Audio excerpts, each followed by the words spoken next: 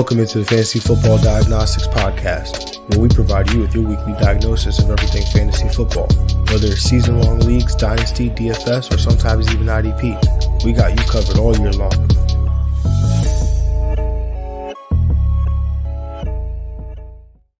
Let's do it. Let's get to it. Welcome into the Fantasy Football Diagnostics Podcast. I'm your host, Jon Jeune. It is Thursday, November 16th, 2023.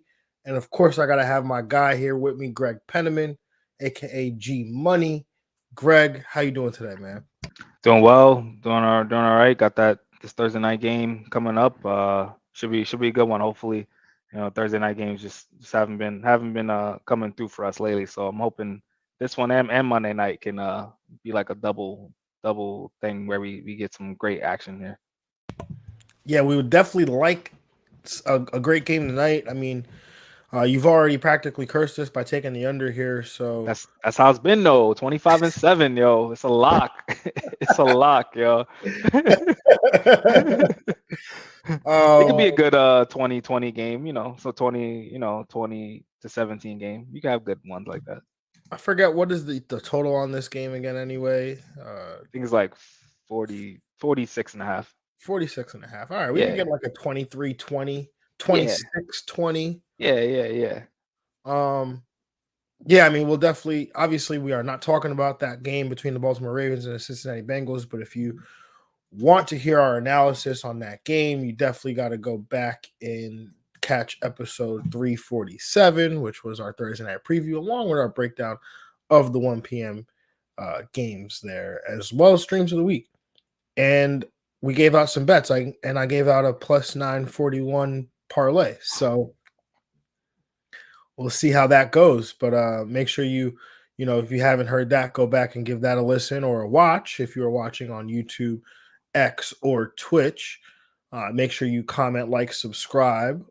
And if you're listening on Apple Podcasts, Spotify, Google Play, make sure you go ahead and hit that or leave a rating and review.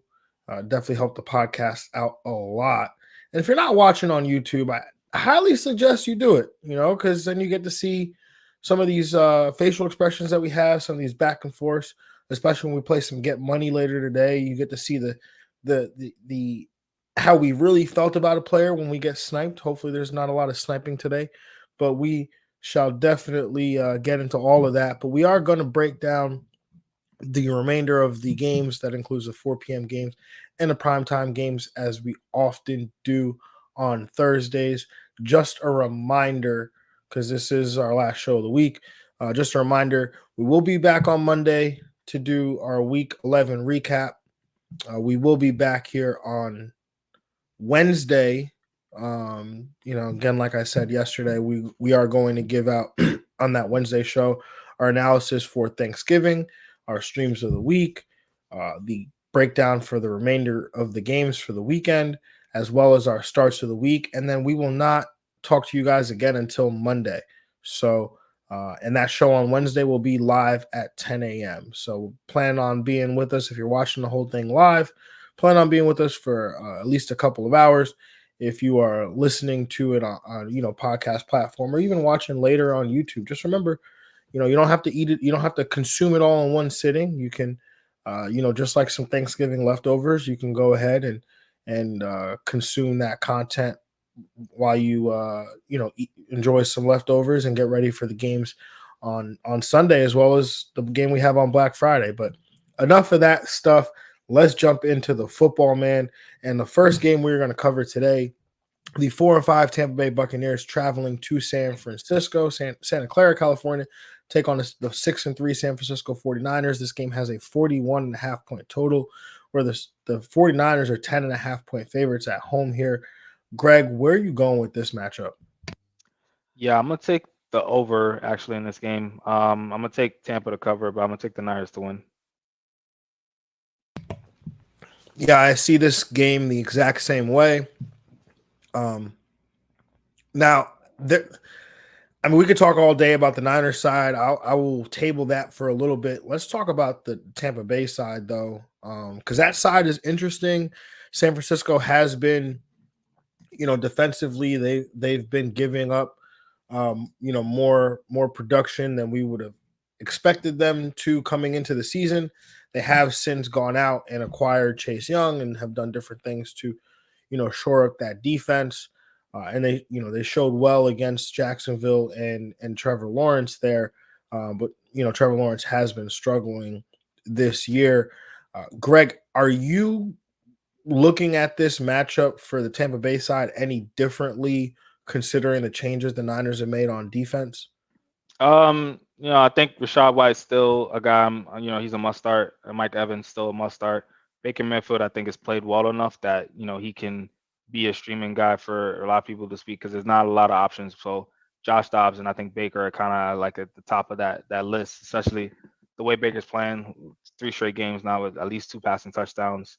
At least 2 straight games with at least 250 as well. He's been very sneaky, very solid this year. So I mean, if anything, maybe it'll cap him a little bit, but I still think he's in that high end QB2 territory. Yeah, I agree with that. He is one of the better streaming options, despite what we could be led to believe could be a bad matchup. But when you consider his rostership and again, some of these other guys in not so great spots, I do like Baker, a decent amount here to at least come up with a QB1 type day. Cade Otton, I guess, is in play because he plays tight end. The question comes down to like Chris Godwin, like what are you doing with him? Because I understand staying in the flames with Mike Evans, but do you feel like Chris Godwin is a guy you need to force into your lineup this week? Not really. I mean, he's in that flex conversation, but I think if you can find a better option, you could kind of look that way. Yeah, I feel the same way there too. On the Niners side, man, I love the whole 49ers offense. I mean, I think Brock Purdy's in a fantastic spot here. The wide receivers between Ayuk and Debo Samuel, obviously CMC is an auto start every week. And then George Kittle also finds himself in a fantastic spot. I mean, if we're just looking at the last 3 weeks, what the Tampa Bay Buccaneers are allowing over that time span. The second most fantasy points to quarterbacks, third most PPR points to wide receivers, and fourth most PPR points to tight ends. Where they do have a little bit more success is against running backs, where they allow the 32nd most PPR points during that span. But obviously, Christian McCaffrey, the way he's involved, he's so multidimensional in this Niners offense that he's going to get the ball. But yeah, I really do like the whole Niners side in this one. Yeah, totally agree. I mean, they should all eat in this game. Yeah, and McCaffrey is matchup proof, so it doesn't matter. Yeah, and just all in all, I think this, we both picked the over and Tampa Bay to cover. So ultimately, I think this ends up being like a really good game here. Yeah, I think Tampa Bay will they won't be like Jacksonville last week. I think they'll give a better effort for sure. Well coached team. They've been playing well all season, fighting in every game. Yeah, definitely. It's kind of weird, right? Because they're 4-5 right now, but there was a time where they were like 3-0, one of the only undefeated teams in the league. And since then they've gone 1-5 down that stretch, but and again against some quality teams as well though. So Yeah. definitely like this game and what it could provide from a fantasy perspective. Moving on to this next matchup here, we've got this 4-5 New York Jets traveling to Buffalo to take on the 5-5 Buffalo Bills, where this game has a 40-point total, and the Buffalo Bills are 6.5-point favorites here at home. I understand, obviously, that the Buffalo Bills have changed coordinators. I don't really know how much of an impact that will have on the outlook of this offense, but I will take the under here. I will take the Jets to cover 6.5, maybe just barely. I don't know how they managed to do it, purely defensively probably, but I do like the Buffalo Bills to ultimately win this game. Yeah, I totally agree with you. All three under Jets to cover, Bills to win slightly. It's kind of crazy from a Jets perspective. I mean, being a Jets fan, right? Like the season was practically over last week after that game, the loss to the Raiders. And then just as, football has to do with the New York Jets, they have to suck the New York Jet fans back in. The Bills end up losing to Denver, and now the Jets look in a situation where you beat Buffalo.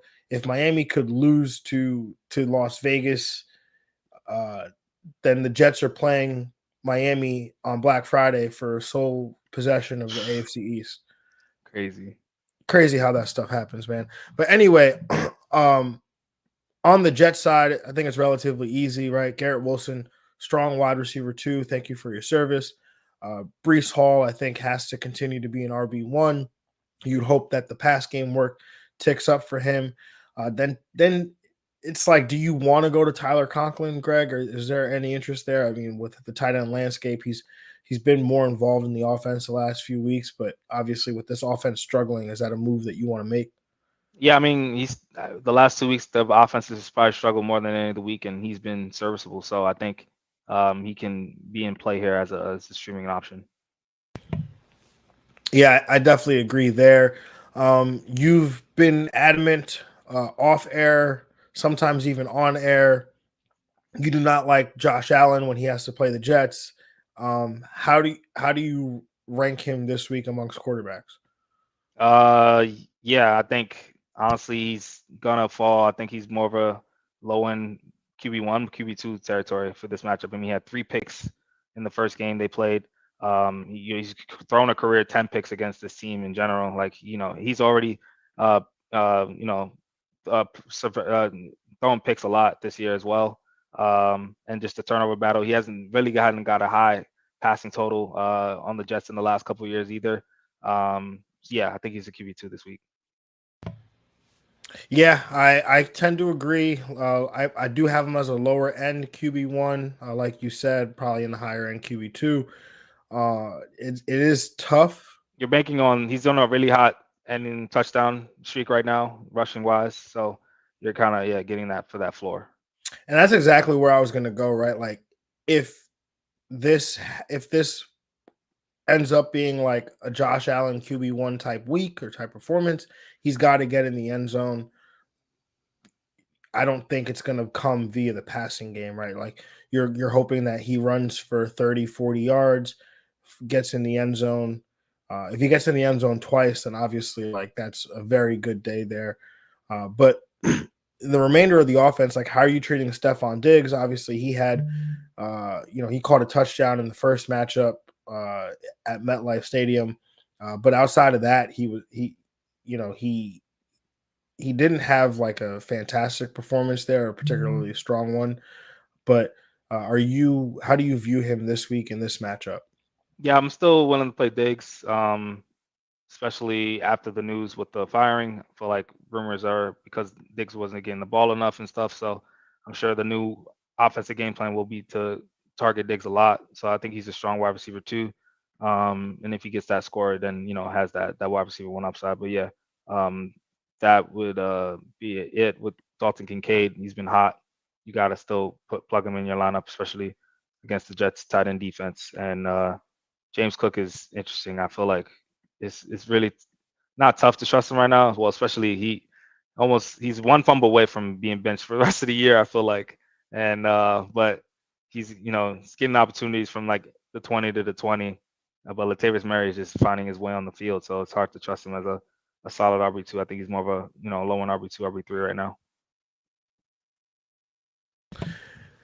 Yeah, James Cook is interesting. Obviously, I think he's I often say here he's like a perpetual RB2. I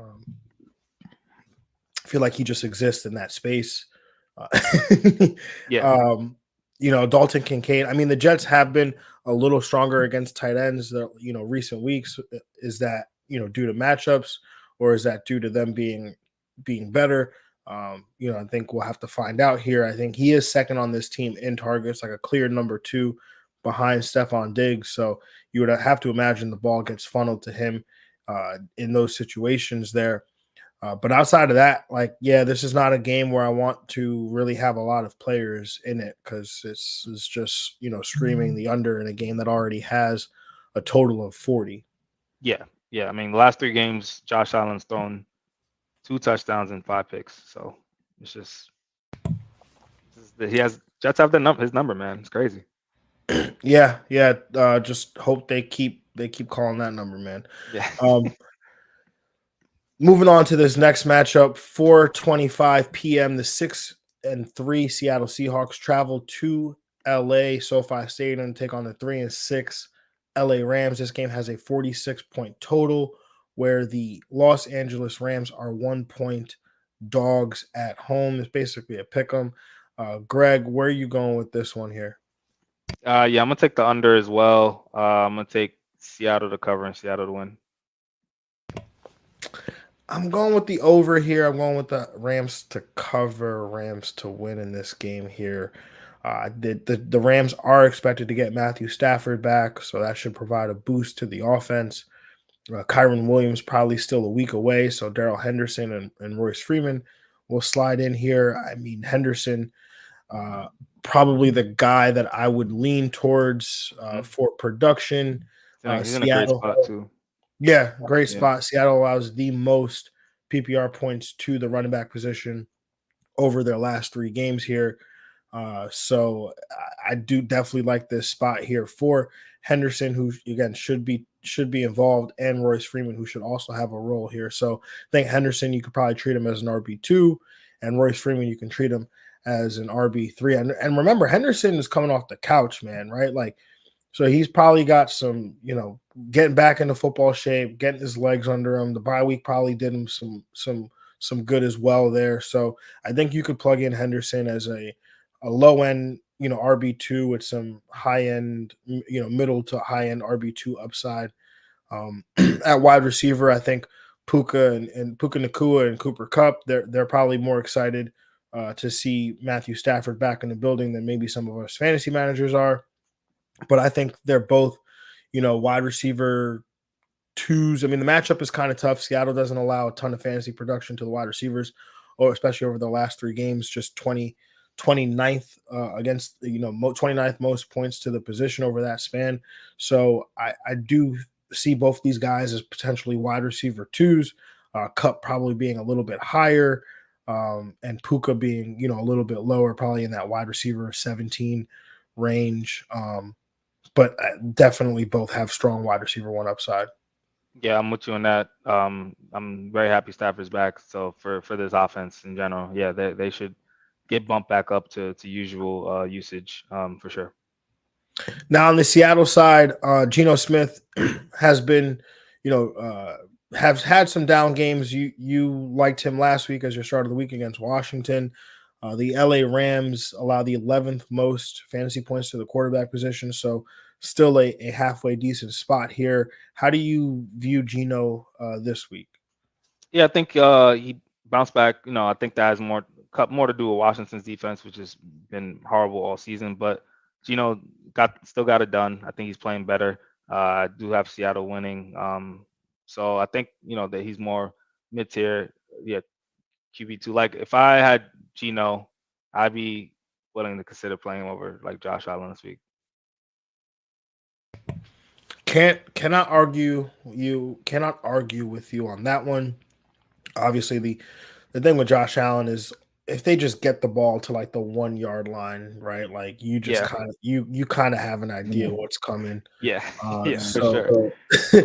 I think that right there would probably compel me to continue to play Josh Allen, but it could go either way.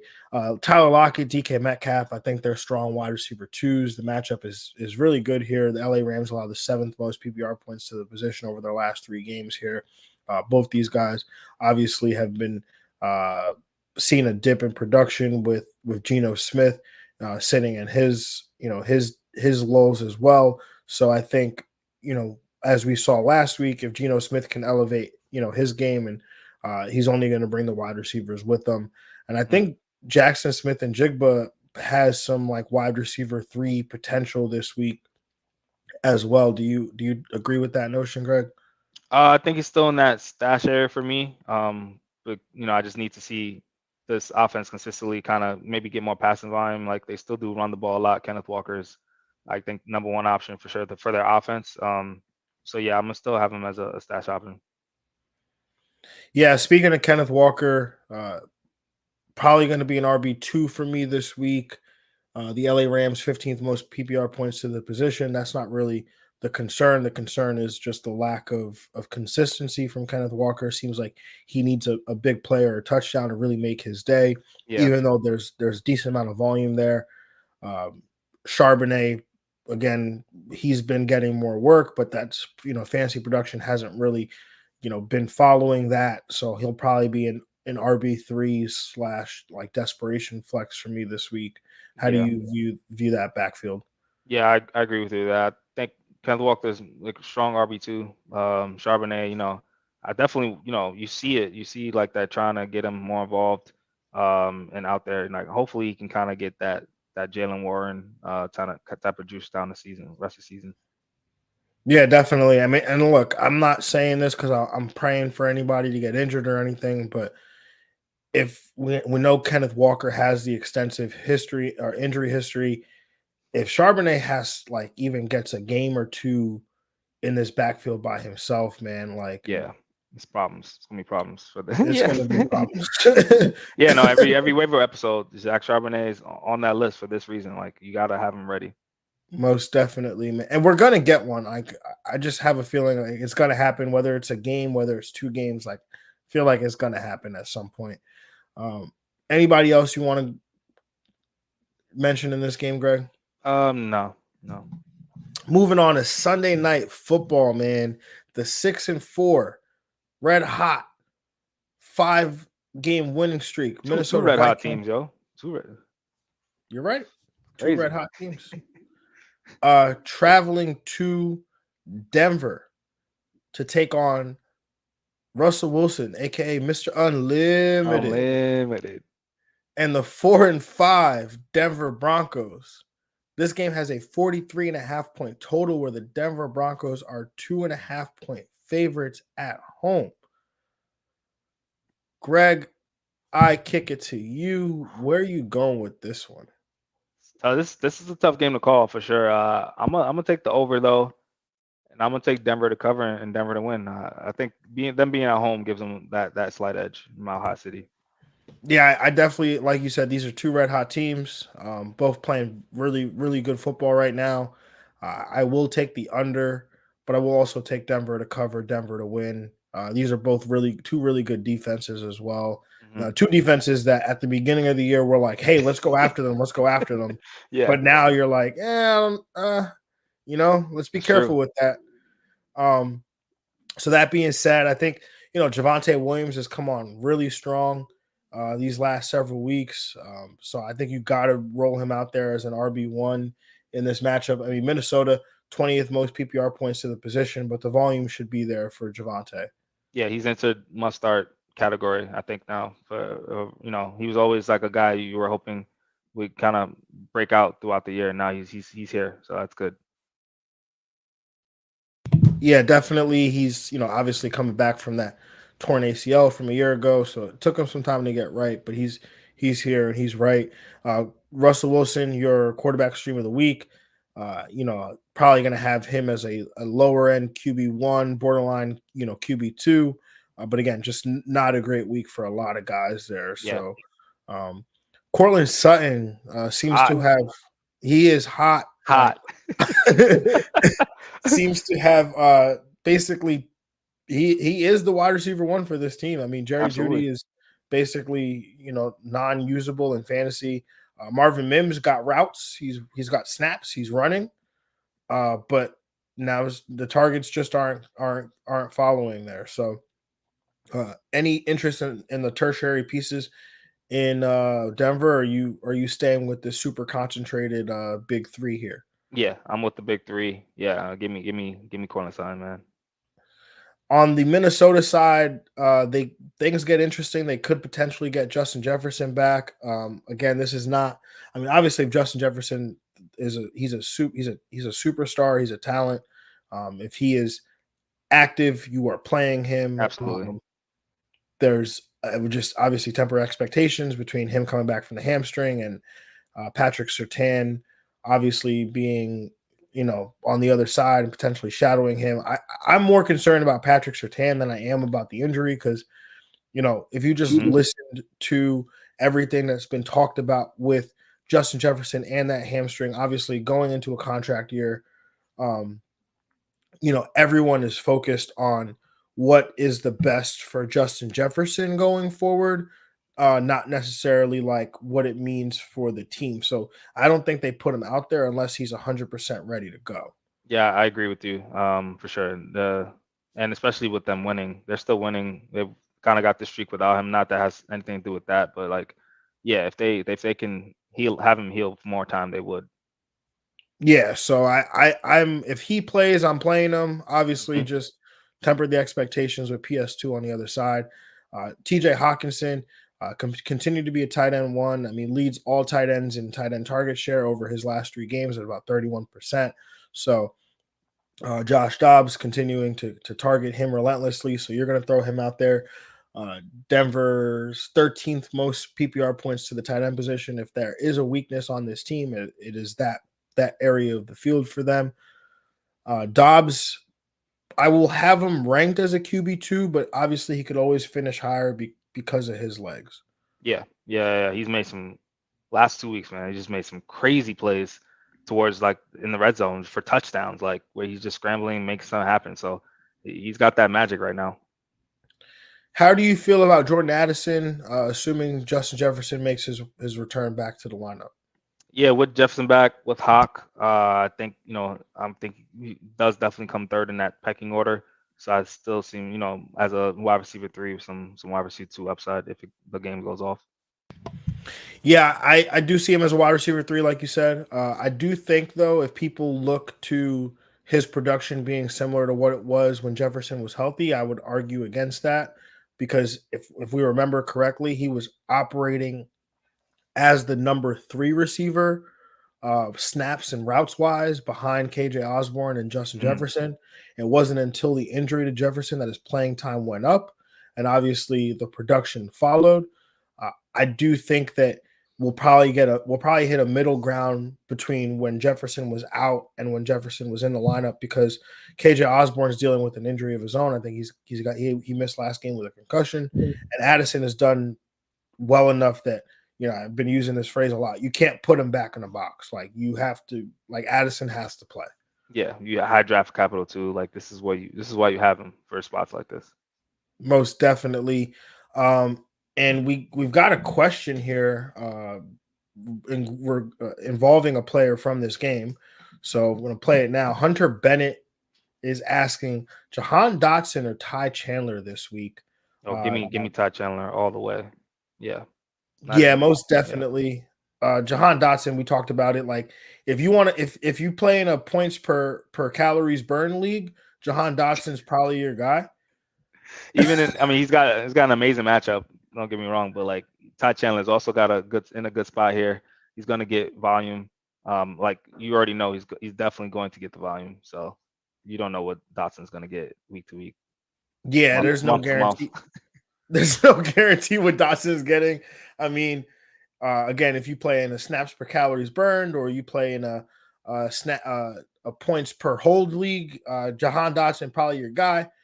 But if you want, fantasy points for things that they do on the field, definitely would say let's go with Ty Chandler there. Yeah, Um, confidently. Yeah. Confidently go with Ty Chandler there, especially if Madison is out, which we expect him to be. Yep. Anything else on this game, Greg? No. All right, moving on to the next game here. Oof. Monday Night Football, Super Bowl rematch. The 8-1 Philadelphia Eagles travel to Kansas City to take on the 7-2 Kansas City Chiefs. This game has a 46.5-point total, where the Kansas City Chiefs are 3-point favorites. I'm taking the over here. I'm taking Kansas City to cover. I'm taking Kansas City to win. I'm taking the under, but I'm with you. Kansas City to cover, Kansas City to win. I was about to say, are you going to do it, Greg? Or are you going to? Nah. I'm only hammering these. That's the unders. No, not picking against Kansas City. Not at home. Yeah. Definitely not. Super Bowl rematch. Patty's not gonna let it happen.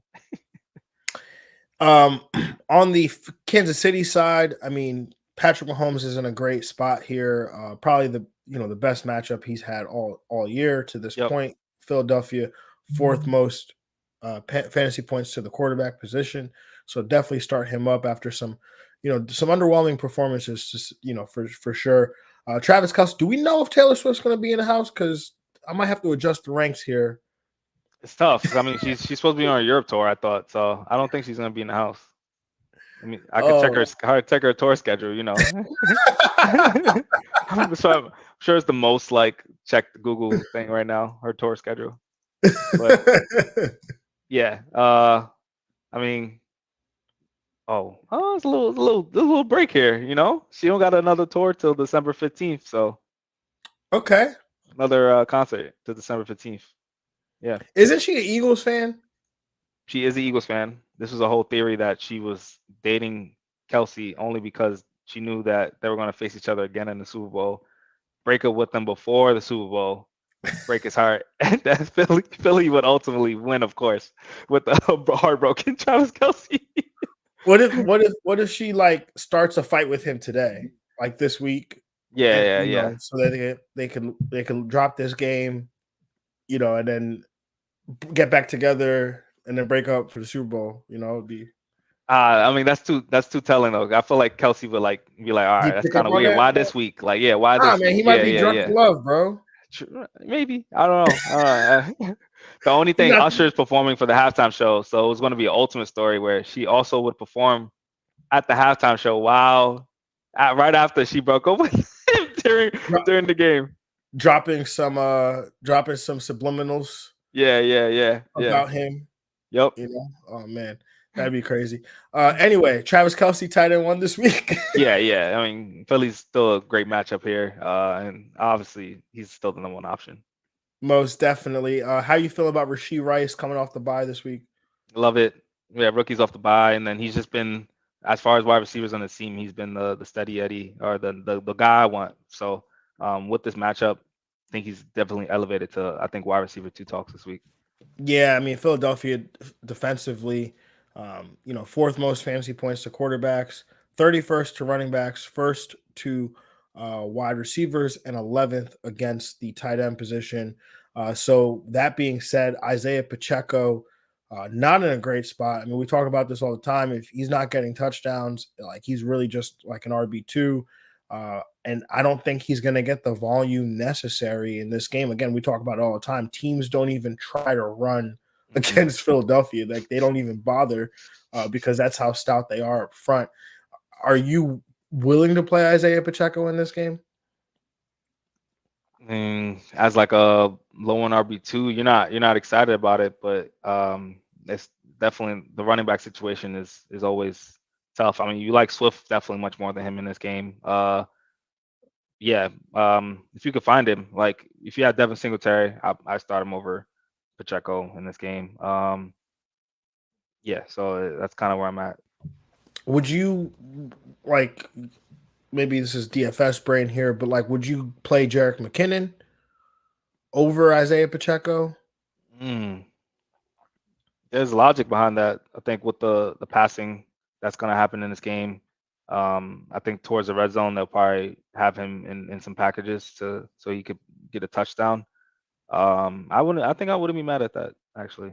Yeah, it's just something to think about. Just because like I don't see like how they go into this game being like, yeah, we're gonna run Isaiah Pacheco 20 times. Like,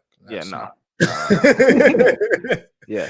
On the Philadelphia side, Devontae Smith, Jalen Hurts is in a, he's a quarterback. He runs the football. Obviously that he was dealing with the knee injury prior to the bye week. So the bye came at the perfect time. Kansas City has been very good defensively, 24th most PPR or fantasy points allowed to the quarterback position, but you still got to treat him as a QB1 because of what he can do with his legs, right? Yeah, I think the elite teams, they find a way. I think you have to worry about like any of the players here. I think, they're gonna go back and forth a little bit. Yeah, I definitely like the call and the back and forth nature of it. I think Jalen Hurts or AJ Brown, Devontae Smith, despite Kansas City only allowing the 19th most PPR points to the position, I think both are in great spots. No Dallas Goedert. I'm just curious, like, why they have not put him on injured reserve yet. Yeah, I was talking to that with them today. Like they have the bye week too. Like that's an extra week. I think that they could have just had him on IR. Like I don't know why. They must think he's coming back next week then or something. It's either he's coming back sooner than the 4 weeks, or he's Right. coming back so much later that it doesn't really matter, right? Because you can only activate him. He has to miss 4 games no matter what. Right. So I would think, or he has to miss 4 weeks, I think, no matter what. So I would think that they would have done it last week when he had the surgery so he could come back sooner. Yep. But if the timeline is like 6 weeks, then it doesn't really matter if they do it this week because he won't be ready in 4 weeks anyway. Unless, like you said, he's coming back earlier, because then there's no point on putting him on the injured reserve because maybe he'll come back prior to the 4 weeks. But I have no idea what's going on here. I'm purely just speculating. Yeah, I mean, Nick Sirianni keeping us on our toes. Crazy stuff there. But I mean, Kansas City, 27th most PPR points allowed to the tight end position. I don't think there's a tight end worth playing. We learned this last year when Dallas Goedert was forced to miss time. I mean, the only name that like I would even pay attention to would be Al-O. Yeah, I didn't even know he was on the roster. I don't know. I didn't know anyone was on the roster tight end wise other than Dallas Goedert. Like, I'm sure they have someone, but yeah. I think he's spent most of the time on the practice squad, so they could activate him. Maybe he is on the active roster. I mean, I could check, but he's a guy that if he is on the active and playing, like, he's a guy that I would not pick up. I would just like pay attention to. And because they play on Monday night, like, maybe you could pick him up like Sunday going into Monday, because talent has never been the question, right? It's just been, opportunity. Maybe it's a Julio Jones game. I don't know. You're right. Maybe it is a Julio Jones game. Maybe they don't even need a tight end. They're just like Julio. Just put Julio there. Just line up as a really tight slot, Julio. Yeah. I think this is a great spot here for DeAndre Swift. I mean, Kansas City, 8th most PPR points to the running back position. So Swift is like high-end RB2, potentially a running back 1 in this game. Yeah, I definitely agree. Love DeAndre Swift in this game. And let me see. Looks like I'm not seeing anything about him being on the he's on the active roster. So Al-O is on the active roster. So yeah, we'll see. We'll see what happens. Anything else on this game, Greg, before we move on? Nah, man. Patty. That's it. That's it. We do have a question from Evan Gittleman asking, pick 2, D-Hop, Ridley, Jalen Warren. A little worried about Warren going up against Cleveland's defense. I'm still with D-Hop and Warren. I think that's where I'm at too. Yeah. Tennessee plays they play Jacksonville. And Jacksonville plays Tennessee. Mm-hmm. So I guess if I'm looking, I think Warren's in no matter what. Yeah. He's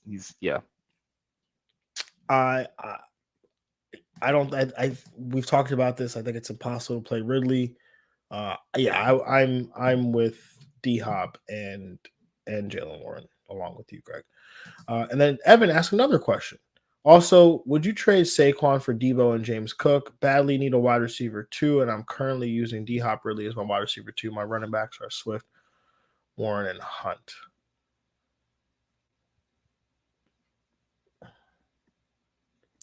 I would do that trade. I would trade Saquon. I'd be willing to trade Saquon. I would just look for a better wide receiver outside of Deebo Samuel. Like, I don't think Deebo Samuel is consistent enough to be somebody that, like, he's basically like an RB3 in a wide receiver spot. Yeah, it's tough. Well, that's just because the price right now for Saquon is probably the lowest it's going to be too. So it'd be hard for him. He's getting at least 2 players out of that. So yeah, maybe.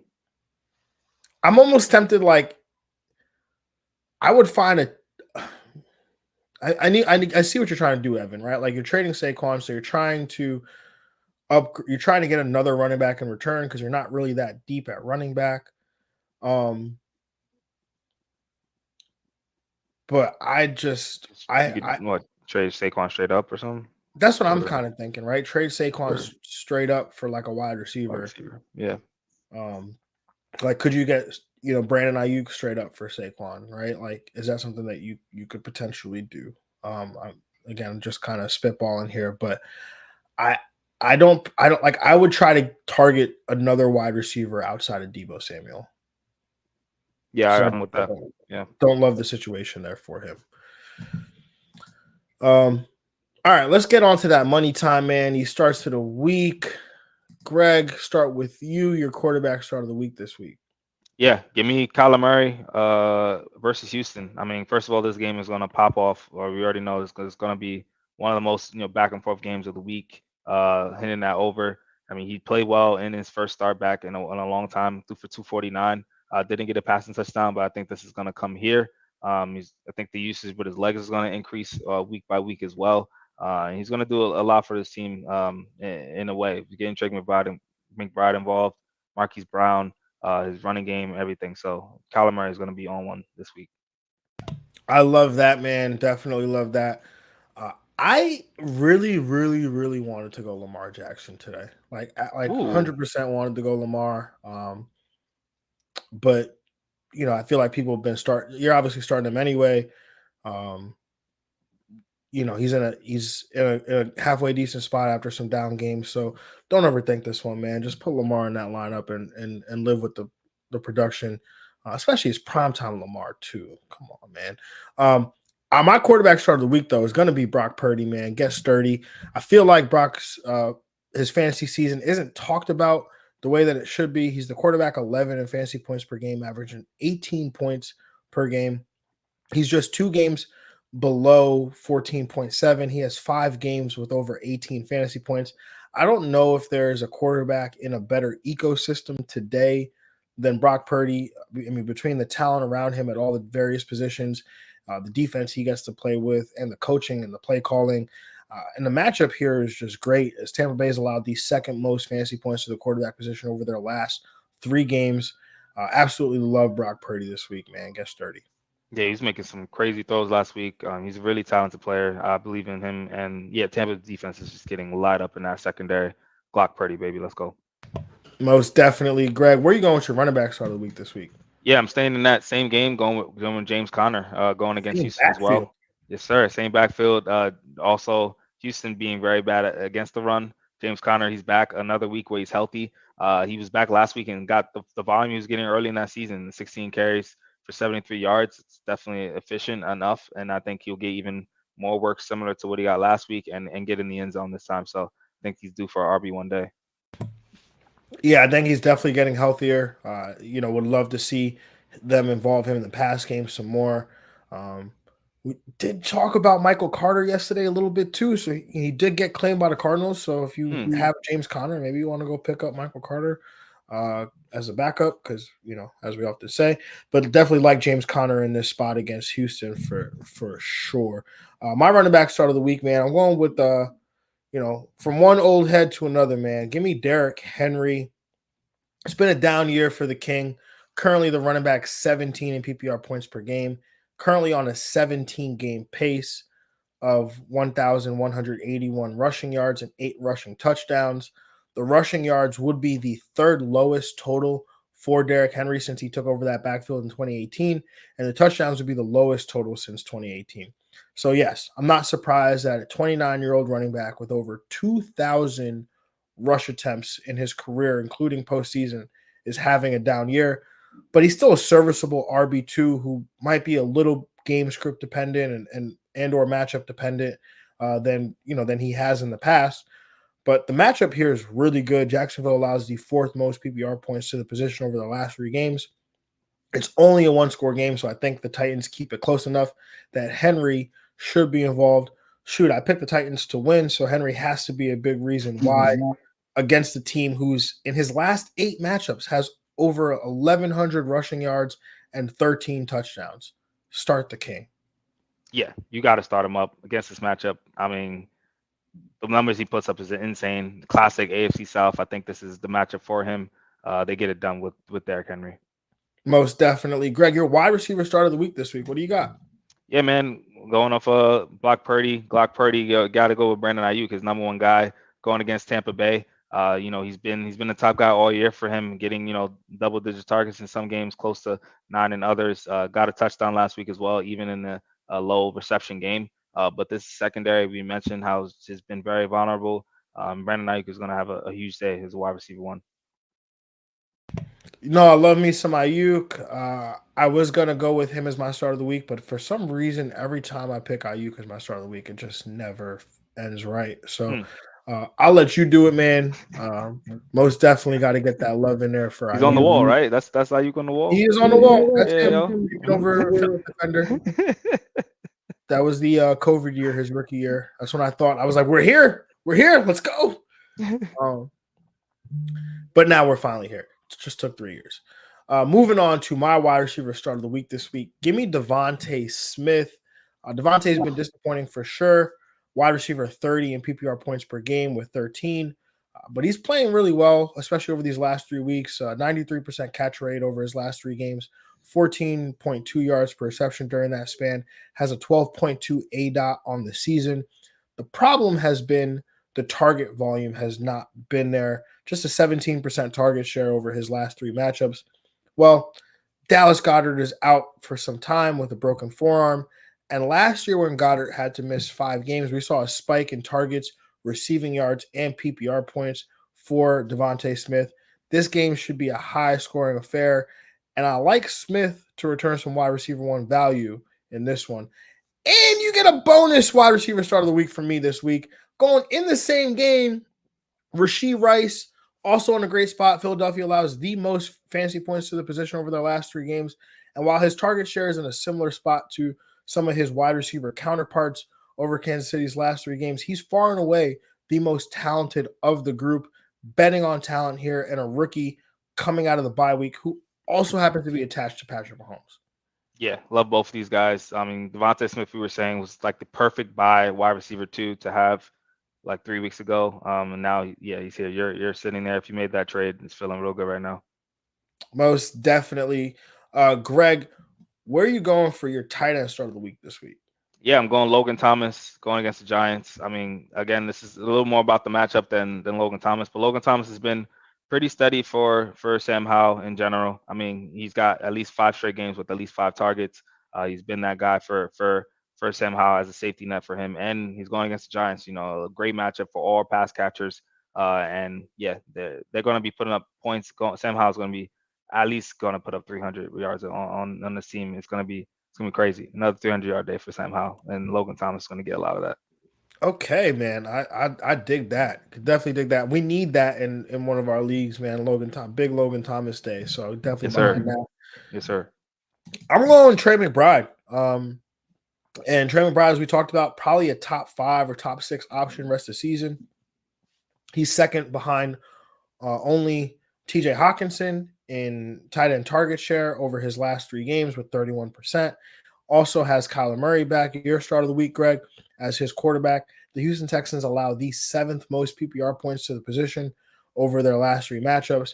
And over those last 3 games, Houston has allowed a total of 3 tight end touchdowns, allowing 2 of 3 opposing tight ends to score at least once. They've allowed 2 of 3 tight ends to have at least 6 receptions. And for the record, these are 3 different tight ends I'm talking about. And Tommy Tremble, Cade Otton, and Tanner Hudson. 2 of those names you probably don't know. And one of those names has only been a thing one time this season when they played Houston. So Trey McBride should absolutely dominate in this matchup here against Houston. Yeah, 3 Cardinals we mentioned, and Houston is Houston with Stroud. You know this game is about to go crazy. Like, it's about to go crazy. Yeah, definitely want pieces from this game where I can get them. Yep.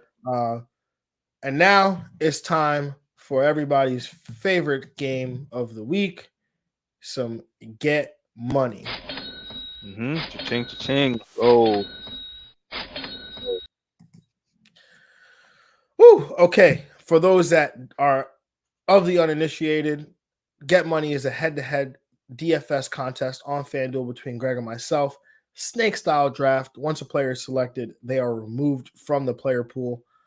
Greg, you get the first pick in what is even weeks because we had to change it. This is an odd week, so I get the first pick here. And I think I'm just going to go ahead and lock him in, man. Give me Trey McBride because he's 5,900, smash spot of the lineup, and just get that tight end spot locked up. Yeah, that's tough. That's real tough. Definitely had him in my lineup. But I'm gonna still take first pick CJ Stroud, 8,000. I'm gonna slide him in that QB. Okay. Interesting. I am going with, for my second pick, like I said, I want to stay in that game, man. Give me Tank Dell, 7,000. Was my first wide receiver, probably the healthiest wide receiver for the Houston Texans, and that includes Dalton Schultz, who's questionable with a hamstring as well. Like that. I'm gonna take as my RB1. Give me Brian Robinson, 7,200, going against the Giants. I like that one. For my RB1, give me Austin Eckler, 8,800, going up against Green Bay in a fantastic matchup.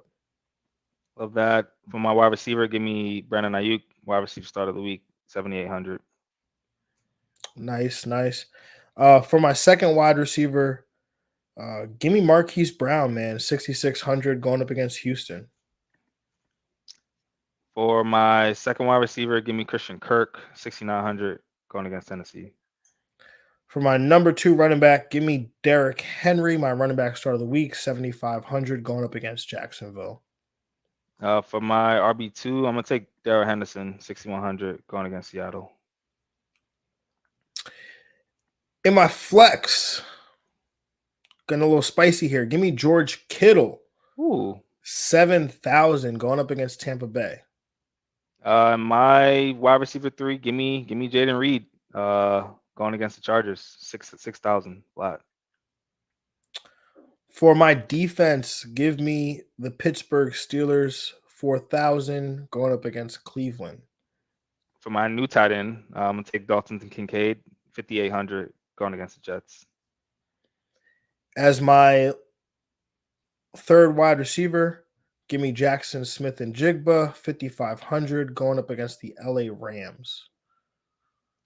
For my flex, I'm gonna take David Montgomery, 7,700, going against Chicago. My quarterback slot, I could have gone. Let's see, can I still get there? I can still get there.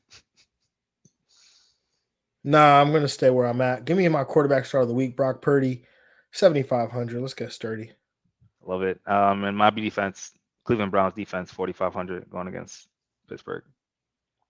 Very nice. So I will read off my lineup. Only one snipe, man. Only one snipe. I like that. Yeah. My number one, or my quarterback, Brock Purdy, my quarterback start of the week, 7,500, going up against Tampa Bay. At running back, I got Austin Eckler, 8,800, going up against Green Bay. At my second running back, I've got Derrick Henry, 7,500, going up against Jacksonville. As my first wide receiver, I've got Tank Dell, 7,000, going up against Arizona. As my second wide receiver in that same game, I've got Marquise Brown, 6,600, going up against Houston. As my third wide receiver, I've got Jackson Smith and Jigba, 5,500, going up against the LA Rams. As my tight end, I've got my tight end start of the week, Trey McBride, 5,900, going up against Houston. In my flex, again, getting a little spicy here with the 2 tight ends, but give me George Kittle, 7,000, going up against Tampa Bay. And as my defense, I've got Pittsburgh defense going up against Cleveland at 4,000. Yeah, so in my lineup, I'm taking CJ Stroud at quarterback position, 8,000. Darrell Henderson as my RB1, 6,100, going against Seattle. Brian Robinson going against the Giants at 7,200 in my RB2 spot. Brandon Ayuk, my wide receiver start of the week, 7,800, going against Tampa Bay. Christian Kirk, 6,900, going against Tennessee. Jaden Reed, 6,000 as my third wide receiver, going against the Chargers. At tight end, Dalton Kincaid going against the Jets, 5,800. My flex, David Montgomery, 7,700 going against Chicago, and the Cleveland Browns defense, 4,500 going against Pittsburgh. Yeah, man, it's you're up by one, so hopefully I can hopefully for me I can tie it up. I know you are probably hoping for other things. Get a 2-game lead on me, but we shall see what happens. Looks like Evan came back with a follow up. Since you say that, what I was saying was trade Saquon straight up for wide receiver. Would you go for Waddle straight up? I don't know if I'd go for Waddle. Like, you probably could go.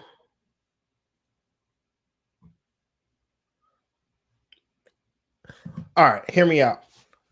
May not be able to do it straight up. I don't think I would do it straight up, but like I would go get a DJ Moore. Ooh, actually, you might be able to do that straight up. You should be able to do it straight up, but I don't think I would. I love that. Right, go get DJ Moore. I love that. Yeah.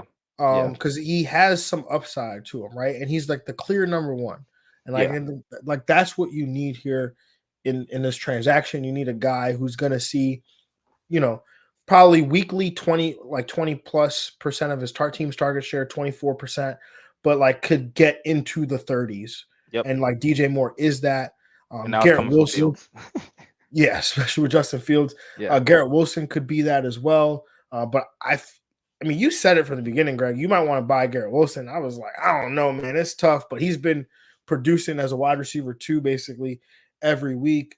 And because of that 30% target share, has the ability to have some wide receiver 1 weeks. So like those are the guys I would look at and try to go acquire. Like, look, Michael Pittman doesn't sound as sexy, but like he's another guy who can, get a 24-25% target share, some weeks be up in the 30s. So yeah, that's what I would try to do. Yeah, I love those 3 names you mentioned were perfect, actually. Yeah. OD is asking Gus Bus, Flowers, or Jaylen Warren in a PPR league.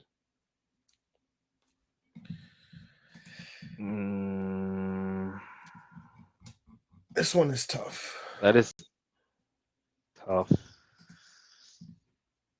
Ooh, I think I'm leaning upside. I feel like I'm leaning some Warren, but I mean they are playing Cleveland, but I feel like he can still get his in some capacity. In the PPR league, he could definitely still get his. Yeah.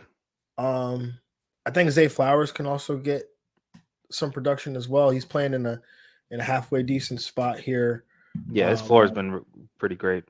Yeah, his floor has been great. The ceiling hasn't been there, but yeah, I think Lamar has a better game tonight, which should lead to some production. And Zay Flowers, I mean, Greg, you've watched him, man. Like the dude's a human joystick. Yeah. And Cincinnati runs a ton of man coverage, and they move Zay Flowers around. Like, I don't know if there's a guy on Cincinnati that can keep up with Zay Flowers down in and down out. I agree with that. Yeah. Yeah. So if I want the upside, I think I'm going Flowers. Yeah. I wouldn't be mad at Warren, but yeah, I'm with you on Flowers. Yeah. I totally like you could. I think Jaylen Warren is probably the safest play between these 3. Because Gus is just like, is he going to score a touchdown? Like you said yesterday, Greg, he scored 4 games in a row. So does that streak continue? But if he doesn't get that touchdown, like what does the day look like? Yeah, it's going to be 13 for like 50. Yeah. And there's also talks of Keaton Mitchell being more involved as well. So makes that whole thing tough. So I would say Flowers and then Warren and then the Gus Bus. Yeah. All right, y'all. I think that is all we got for today. Obviously, we will talk to y'all on Monday.